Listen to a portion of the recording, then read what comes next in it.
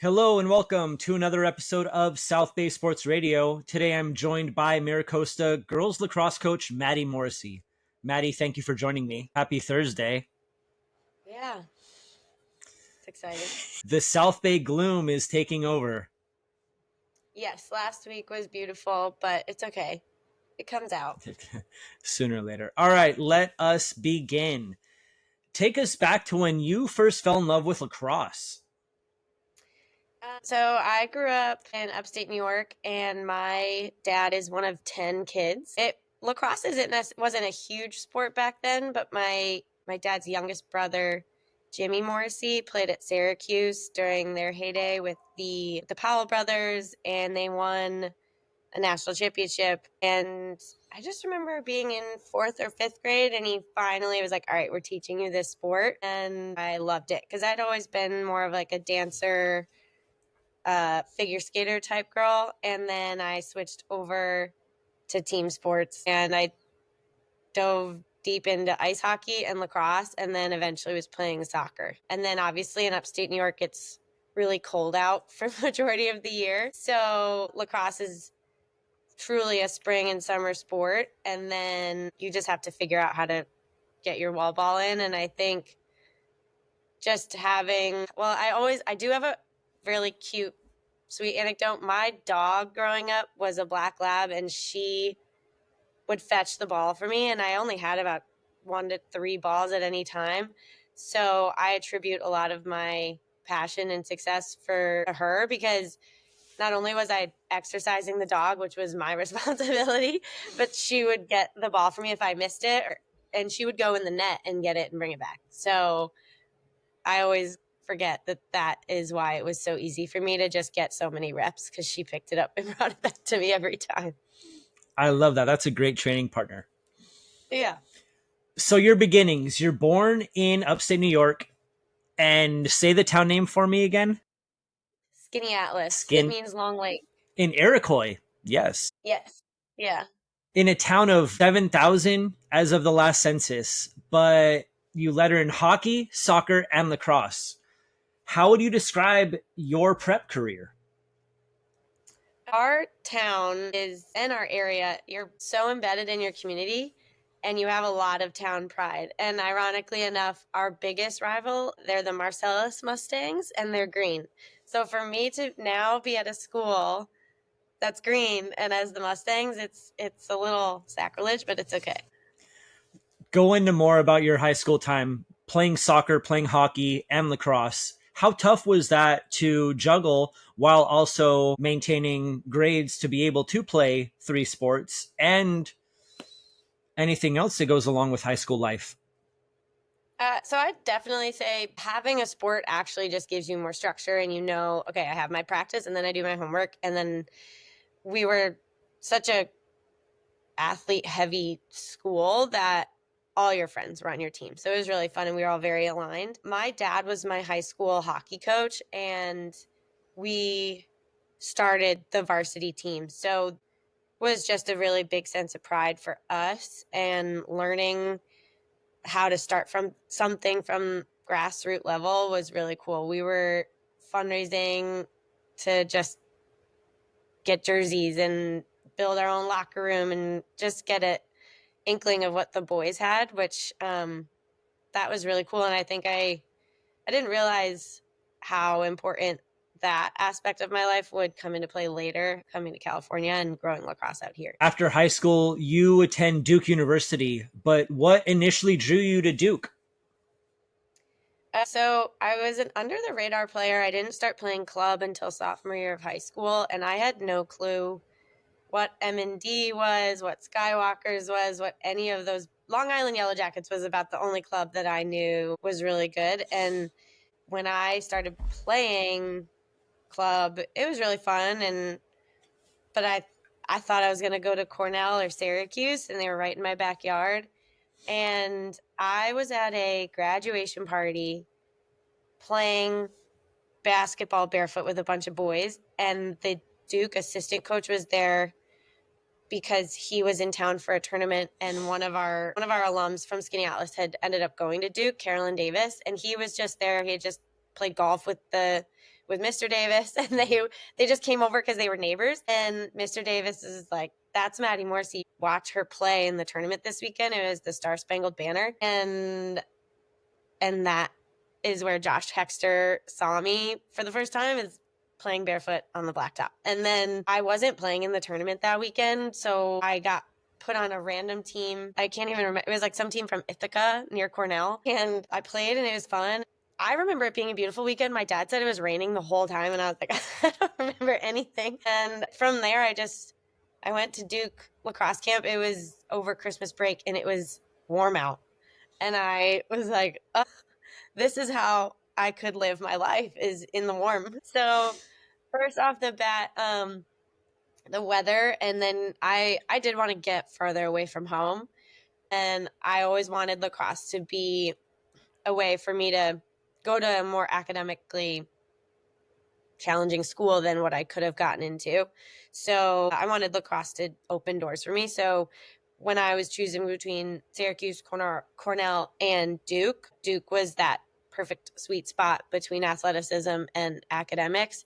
So I was really fortunate to be able to choose between three amazing schools. And I'll never forget calling the Cornell coach, Jenny Grapp, and Gary Gate at Syracuse at the time, and having to tell them. And they were bummed, but they were really happy for me. And then we remained close to this day. Duke is in the ACC, one of the toughest lacrosse conferences in collegiate sports. Walk me through your time at Duke, from finding a spot on the team to a 3-year starter to being one of the top 20 players in Duke lacrosse history. Well, I guess I went into it with no expectations, especially as a freshman. I knew that I had a lot to learn, and I knew I was fast, but I didn't know how fast until I got there, and I was like, oh, okay, I can do this.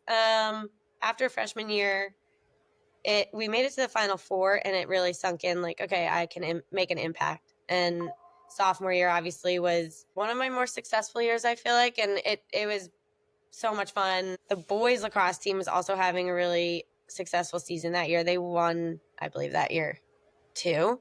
I think they won sophomore and senior year. And that was just great to be a part of that culture. And Duke is kind of a small school. Everyone thinks it's really big just because we have so many graduate programs in the medical school and the law school and all of that. But the actual student body for undergrad is small, and the athlete community is even smaller. So freshman year was a blur, but like Kyrie Irving and all those guys are on campus, and then you just would see these athlete stars and just they're normal and regular people. And then, I mean, Coach K, just being on the same campus as him was just inspiring. And every time I stepped on campus, I was just grateful to be there. And I owed a lot to my coaches and still owe them so much. And they just believed in me, and they knew how to push me, and because I could take a lot of, I guess. So they figured that out. And then they're like, all right, if we yell at her, she's just going to keep doing more. I was like, great. It was fun.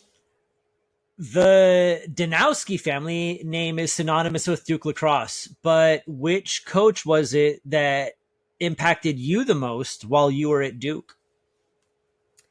So big Coach Dino, actually this year, I was able to have a really great conversation with him. So he was great while I was at Duke. He was always in the training room, and Matt wasn't there yet, but I would say, yeah, John was definitely the big guy. So one of my teammates ended up marrying Matt Danowski, and I was so nervous going into playoffs this year that I just needed to talk to another coach that had been there and just get me through this time where I don't think my stress was going to help anyone. And Dino took the time right before their ACC game against UNC this year to actually have a 45-minute phone call with me and give me just his tricks of the trade and calm me down. And I just couldn't believe that he did that. And yeah, it was really special. And yeah, he's just a great guy. And it doesn't matter how many he's won. He's always looking to learn and pass on that knowledge to others. So that was really cool. What were some things that were talked about in that conversation? I know playoffs can be, of course, like you said, stressful and anxiety ridden, and you want to be the best coach you can for your players because they look to you to be that totem pole, that rock. But what was talked about in that conversation, if I may? Uh, so one of the main points that I took away was we're not rising to the occasion, we're falling back on fundamentals. And that's I believe, a Navy SEALs saying. And that's what we went into every game with, is don't act like this is so much bigger than everything we've accomplished so far. We have all the pieces and what it takes to win these games. So just believe in yourself. And then practice. We just try to make practice harder than any other game would be. And just to have fun. And he also said, let them know that you're nervous. It's okay. They want to know that you're thinking about them and caring about them all the time. So if you just let them know, like, yeah, like, you guys are at the forefront of my brain every day, that'll be good. So that was cool. We did a really neat team bonding activity that he told us to do. And the girls were just really vulnerable with each other. And it was very special. And I think the senior class just deserves and deserved everything that they got this year. And the love that the team has for each other is just palpable, and it was amazing. Your first coaching opportunity comes with Elon College in North Carolina as a volunteer assistant in 2014. What do you remember about that first sideline stint? So Josh Hexter was the head coach, and he was the one who recruited me for Duke. So just being alongside him on the other side was really fun. And it was their second year, and they were a lot of really good, hungry, athletic kids that had just been passed over. It was still that time before the rule where you can talk to recruits until September 1st of their junior year. So back then, there were a ton of kids that would get passed over when they were in 8th grade freshman year. And so I felt like Josh did a great job of finding those really competitive, gritty kids from all over the country that just hadn't been given a chance. And he put together this team that ended up beating Duke by their senior year, winning their conference championship, and making it to NCAAs. So that was just being a part of not their inaugural year, but like definitely their very beginnings was really cool. And then Brittany Dipper was the assistant coach, and she was just getting her coaching legs under her as well. She had played goalie at Maryland. So that was really fun to just watch them coach together. And then the bond that they had as head and assistant was really cool to watch. And I was like, that's how I want. They just would go back and forth, and it was a great dynamic and very cool to watch. You come west and take a job with the Mira Costa program in 2019. How has lacrosse evolved since you came to Southern California?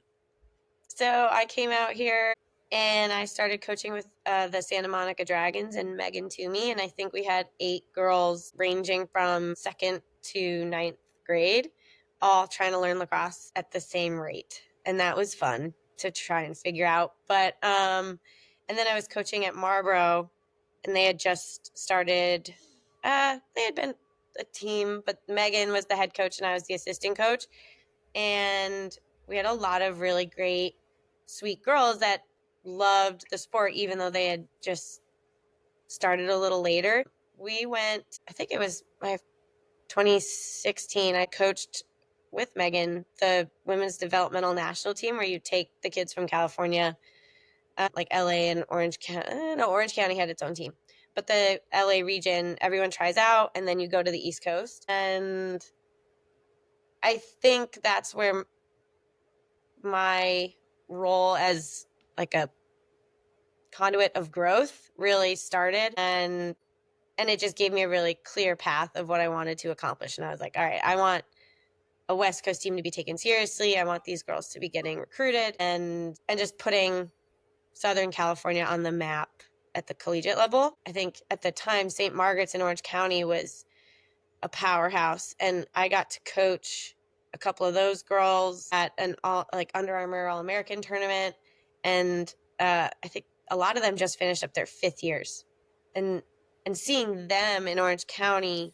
that way, and then also kind of seeing how San Diego was doing, I was like, all right, we need to bring all this talent up to LA or create it ourselves. And obviously that has to start at the young levels.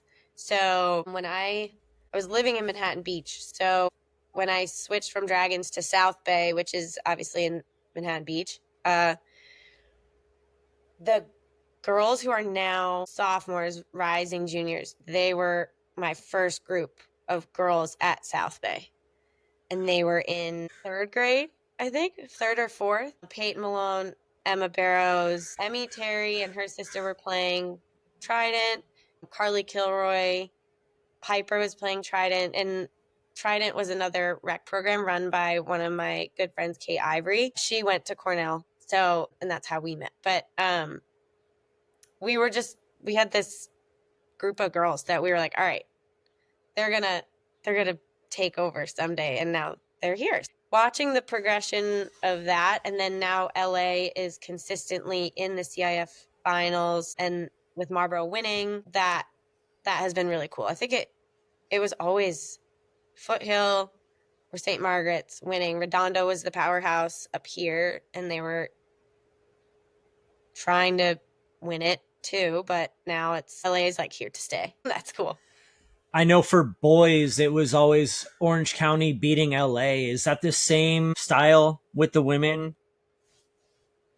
Yes. So I don't know the statistics, but Marlboro beat Foothill 2 last year. And they had made it to the finals the year before, right?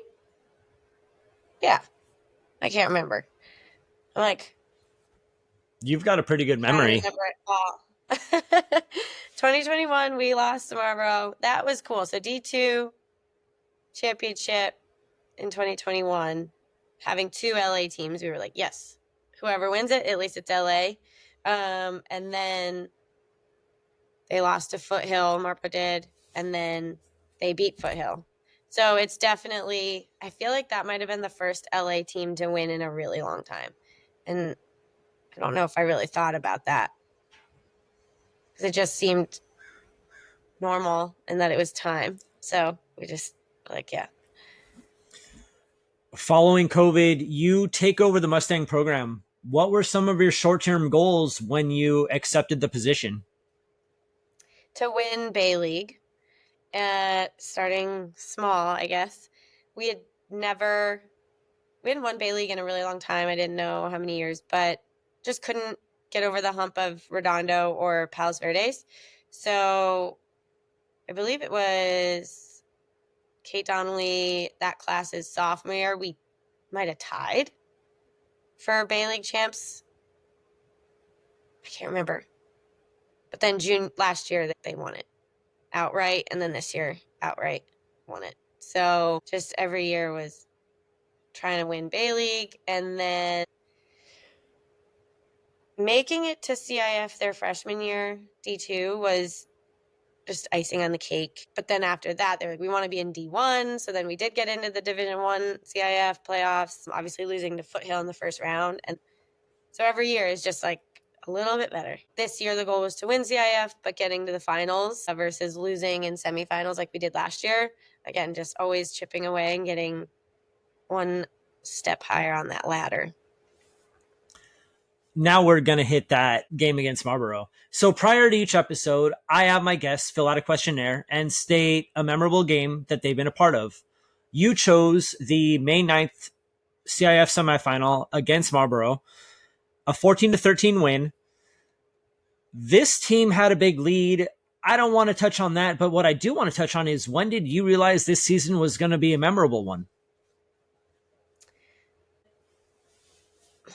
I felt like the season was going to be memorable when we beat Torrey Pines, and then when we beat Foothill, and then we were ranked really high. I was like, oh my gosh, we are up there with the big dogs and owning it. And then against Marlboro, it's such an emotional game. A lot of the girls have played together and against each other for so long through rec into high school and into club.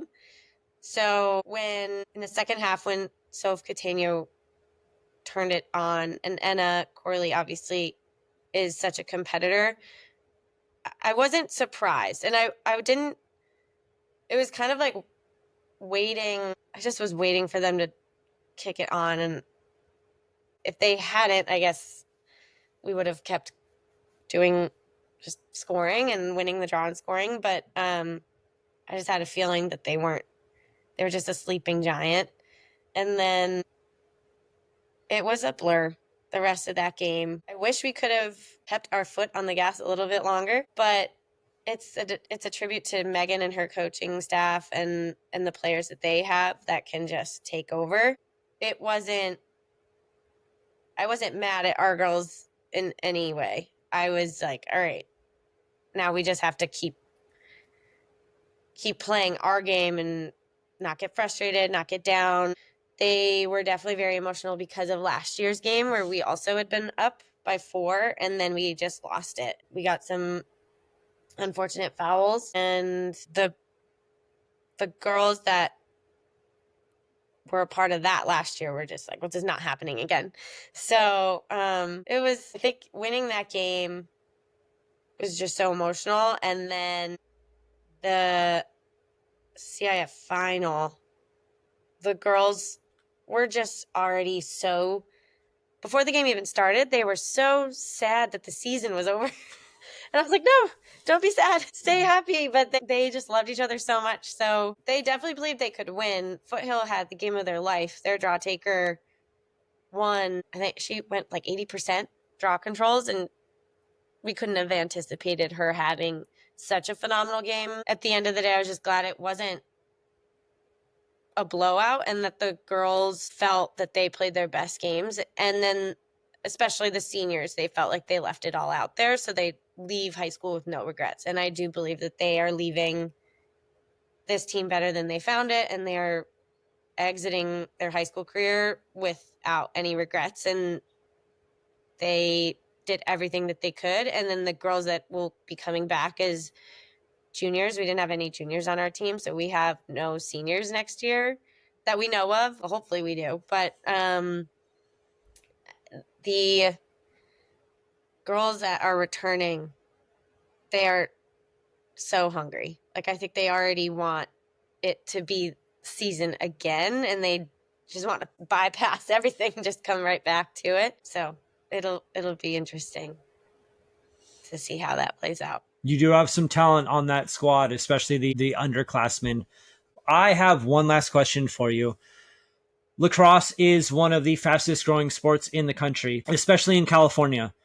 What is your pitch to prospective players, to prospective families that are leaning on either playing lacrosse, playing softball, playing soccer, playing any other sport?